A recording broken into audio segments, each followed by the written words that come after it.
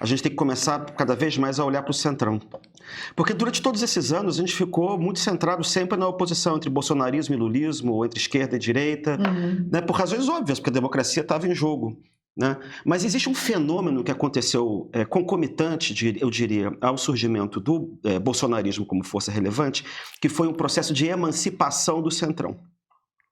O centrão desde sempre tinha sido, né, até 10 anos atrás, uma força que vinha a reboque dos governos, não importa muito quem fossem os governos, eles eram cooptados, eles eram, enfim, não tinham uma espécie de uma agenda própria, né? A agenda deles era fazer negócios, explorar cargos, enfim, nada de muito particular ou diferente do que sempre foi feito ao longo da história brasileira, né? Como uma espécie de uma corrupção mais ou menos vazada, gozo do poder, alguma coisa meio patrimonial e tal. Por isso que é interessante também comparar, e o Pedro já fez a comparação, eu preciso só fazer uma nuance. Exatamente o que aconteceu em 2013, 14, 15. Que foi o momento em que o centrão, eu preciso me livrar da dependência dupla que eu tenho vivido até aqui. De um lado, do Supremo Tribunal Federal em cima de mim, primeiro, né? Supremo e Ministério Público, né? Procuradoria da República. Mas também preciso me livrar da dependência do presidente da República. Eu preciso me livrar da dependência do Executivo para poder me reproduzir. Então, a autonomia do centrão significa eu me apropriar dos meios orçamentários. Por isso que eu quero juntar um pouco essa discussão com o negócio das emendas. Eu preciso me apropriar dos meios orçamentários para poder sobreviver sozinho, comprar minha reeleição, né? Isso, obviamente, desfigura a democracia, porque você torna a eleição um negócio completamente desleal. Porque quem está fora não tem nem como comparar em termos de mobilização de recursos do que esse pessoal que está no poder, né? Isso de um lado. E do outro, sempre tentar dar um chega para lá no Supremo Tribunal Federal ou, eventualmente, emplacar pessoas com quem tenha jogo. Né? Para usar a palavra simples. Com quem tem a jogo, dá um cafezinho, vamos conversar, bota o processo na gaveta. Né? Então, o que a gente tem visto nesse meio tempo todo, desses últimos 10 anos, entendeu? Inclusive durante esse governo Bolsonaro e tal, é o quê? É o centrão comendo dos dois lados. Foi uma época maravilhosa para o centrão. Porque na brigalhada entre o Supremo Tribunal Federal de um lado e, por exemplo, o governo Bolsonaro de outro, ele comia dos dois lados, porque o Supremo precisava do centrão para evitar o golpe. E, ao mesmo tempo, o Bolsonaro precisava do centrão para atacar o Supremo Tribunal. Então ele ficou numa posição ótima, ali no meio, de lá para cá. Com o governo Lula, isso muda de figura. Né? Qual é a situação do governo Lula? O governo Lula, ao contrário dos governos Lula anteriores, é um governo minoritário. Então, o que acontece? Quando a gente está discutindo esses rolos de master e de refit, né, que são rolos tipicamente centrônicos, né, são rolos tipicamente de envolvimento da classe política em geral com mal feito, negociata e tal, porque também tem que lembrar o seguinte: tem um tipo de empresário que não se mete nesse tipo de coisa, que digamos que é um pessoal mais respeitável. Né? Um pessoal respeitável. Os sujeitos que estão enrolados, ou que não são muito respeitáveis, que têm treta, o que eles fazem? Eles se envolvem com político. Envolvem com político para ter favor, para ter preferência, para emprestar para o governo X, governo estadual, para não sei o quê, para fazer... Isso, é claro que todo mundo faz isso, mas eles fazem com mais assiduidade, digamos assim. E aí ficam próximos desses políticos que a gente estava mencionando aqui. Né? Então, isso é uma coisa típica de centrão. O que acontece no governo Lula? O governo Lula tem que ficar brigando com essa situação de estar minoritário na Câmara e no Senado, no centrão. Né? Quais são as forças, com que instrumentos ele pode brigar? Ele tem 2 pontos. Ele tem polícia e tem Flávio Dino com as emendas parlamentares, tentando controlar, entendeu? Então, o que acontece? Os únicos instrumentos ali com que você pode ter algum tipo de pressão por parte do governo federal é isso. É você ficar ameaçando julgar inconstitucionais as emendas parlamentares do Centrão, e isso cria um foco de atrito, né? Com que você pode fazer uma barganha, eventualmente, e exatamente a questão da Receita Federal junto com e a Polícia Federal a respeito das negociatas do Centrão. Né? Não é à toa, de alguma maneira, que essa coisa exploda agora no caso do Alcolumbre, porque o que acontece? Esse pessoal todo corre para o Hugo Mota e depois corre para o Alcolumbre. E aí você tenta fazer uma pressão contrária, fingindo que o problema não é esse. Fingindo que o problema é, a indicação do Messias. Que eu saiba, Pedro, na Constituição está lá, o presidente da República indica e o Senado aprova. Não, Não entendi qual é o problema do Alcolumbre. A atribuição do presidente da República é claríssima. Pois é, então fica aí evidente que o problema, né, não é esse, o problema é alguma outra. Isso está sendo usado para fazer pressão em cima de alguma outra coisa, que é exatamente o que a gente está discutindo aqui. Agora, o que o governo vai fazer? Aí que tá, a gente já está no fim do ano, o ano que vem já é ano de eleição, e o governo tem que fazer os cálculos. É assim, convém ao governo Lula, como disse o Pedro, ficar amaciar para o Centrão ou manter o torniquete? Entendeu?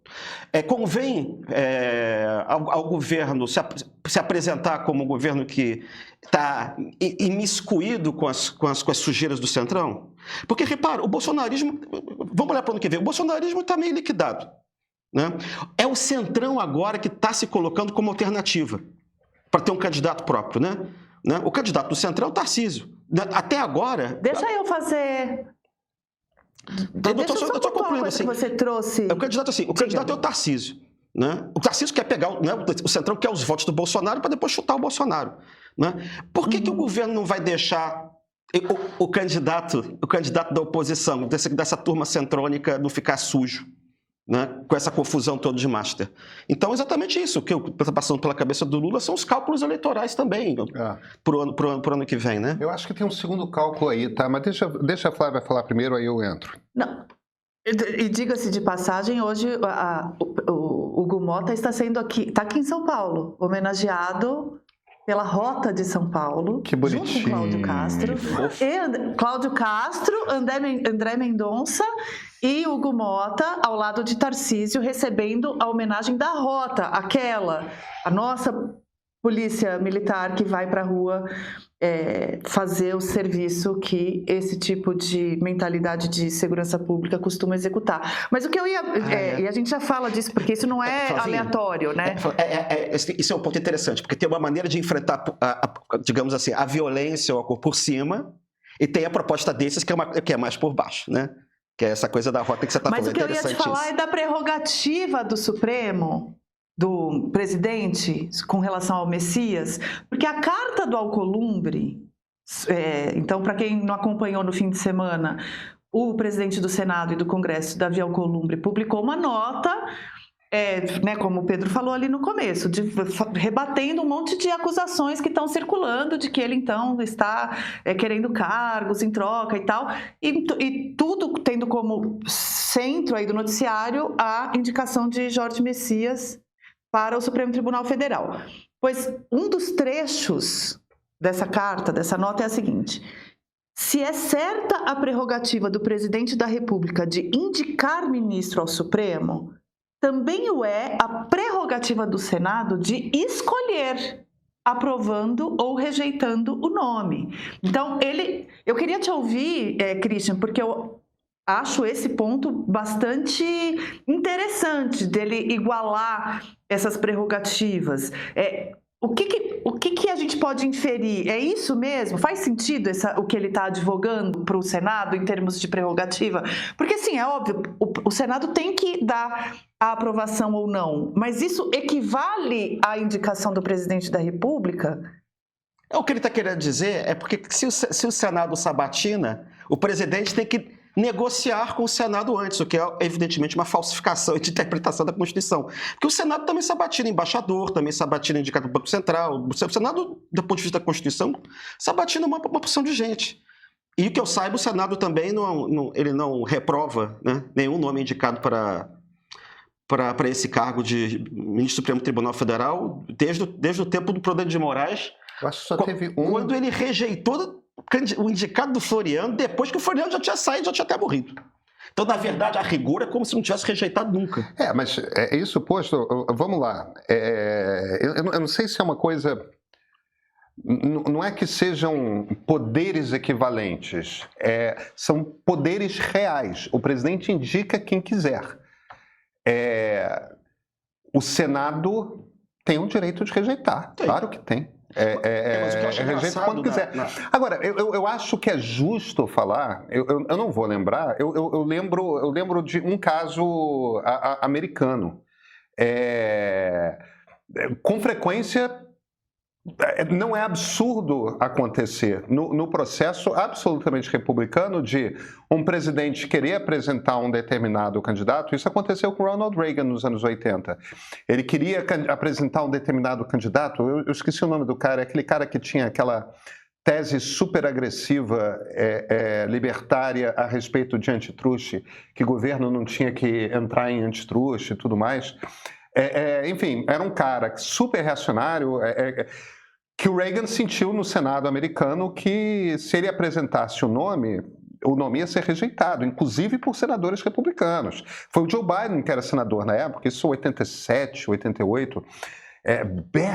Borg, é uma coisa assim o nome do cara, eu já vou lembrar o nome dele. Foi o cara que depois, não tendo sido aprovado, não tendo sido sequer indicado, o Reagan apresentou o nome do Clarence Thomas, que ainda está lá. Até porque era um nome para substituir aquele grande... Robert Borg, que é o cara, se eu não me engano... que ia substituir o Thurgood, que era tipo o grande jurista negro, o primeiro grande jurista negro que foi ministro da Suprema Corte americana e tudo mais.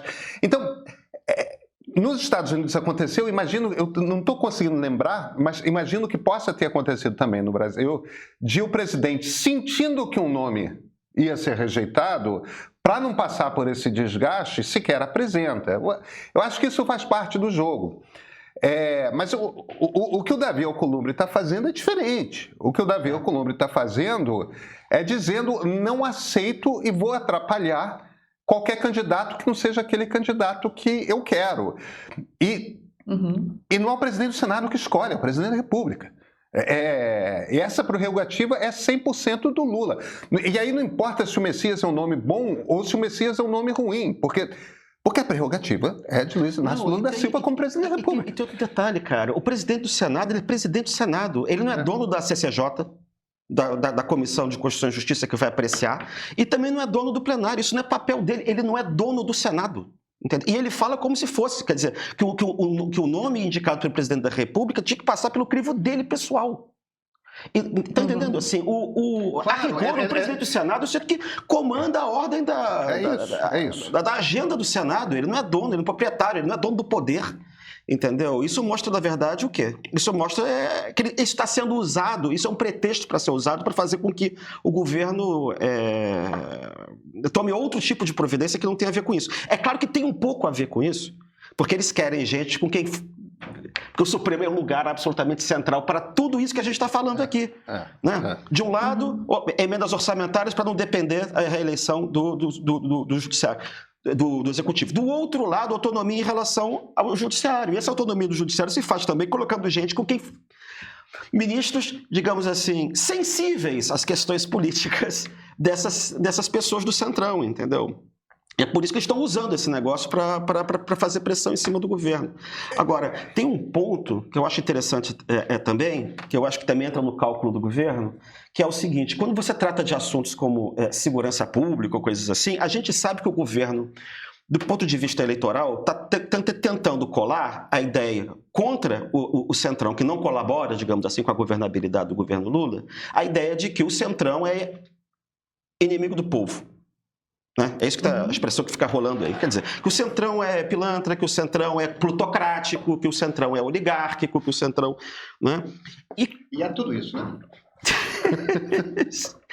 E aí o que acontece?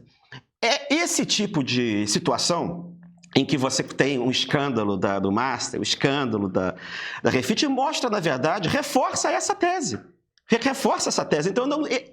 isso também é bom para o governo, de alguma maneira. Reforça a tese, inclusive, de que o combate, por exemplo, à segurança pública, né, a insegurança pública, que é um tema que vai aparecer ano que vem, tem que ser feito de cima para baixo, que você não pode punir só os bagrinhos, que você tem que punir os grandes, que as elites estão envolvidas, que é uma coisa do imaginário também, do imaginário social-democrata, digamos assim, das más elites, né, que o povo fica sofrendo por causa das sacanagens, das artimanhas, das elites que estão entremeadas com esses políticos que são são políticos meio corruptos. É até bom, inclusive, para o governo Lula, porque aí você vai esquecendo das confusões em que o próprio governo PT esteve envolvido no passado.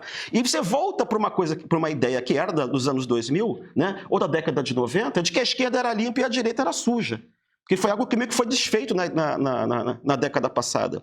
E aí, ao contrário, quando a gente vê o que o Centrão está fazendo, quer dizer, o candidato Centrão, ou, como você mesmo disse agora, que está Hugo Mota, que está Tarcísio, está não sei quem agora, homenageando a Rota, entendeu? Que é exatamente uma perspectiva contrária. Sendo homenageados. Sendo homenageados. Tá dizendo Eles o quê? estão sendo agraciados pela Rota. Ou seja, é exatamente a perspectiva contrária.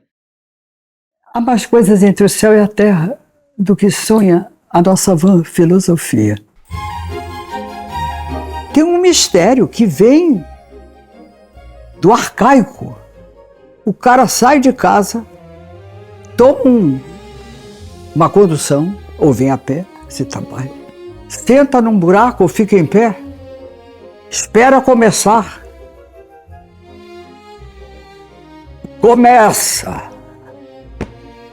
Você pode amar ou detestar e dizer, meu Deus, para que eu saí de casa para isso aí? Vamos embora. Vamos embora. Vamos embora. Ou então, você nunca mais esquece aquilo. Você vai ficando e vai se integrando com aquilo, vai concordando com aquilo.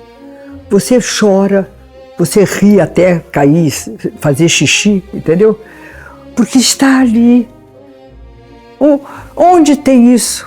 É porque você encontrou um outro ser humano que vai, não sei por que meios, se comunicar com você em algo que talvez você deteste ou ame, ou marque você para sempre. Isso é o teatro.